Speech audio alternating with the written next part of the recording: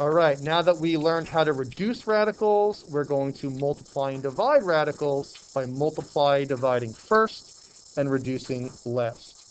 So I'm going to skip the basic example. I'm going to jump right to number 2. So if I'm being asked to multiply radicals, I'm going to multiply my outsides, keep them outside, and multiply my insides, keep them inside. So my outsides, 5 and 2 is 10. My insides, 12y times 3x to the third y is 36, x to the third y squared. Step 1, I'm multiplying my outsides, keeping them outside. I'm multiplying my insides, keeping them inside. From here, it's the exact same thing that we just did. I'm going to break it down into perfect squares and non-perfect squares. 36 is a perfect square, so I'm going to put the whole thing in the perfect square radical.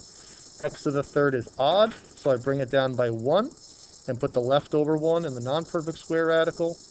Y squared is a perfect square.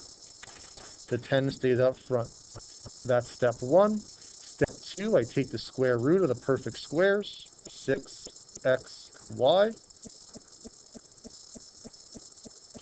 I multiply them, 60xy rad x. So this whole thing that you see in black, this is exactly what we just did. The only first step, if you're multiplying, is to multiply the outsides, put them outside, multiply the insides, put them inside. Once you do that, you're doing the same procedure we just did. So we're just going to do one more together. We'll do a division example. I didn't put a lot of problems here because I didn't feel the need to. Let's do this one right here, number 6. I'm dividing these. So I'm going to divide my outsides, keep them outside.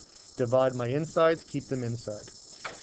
10 divided by 2 is 5.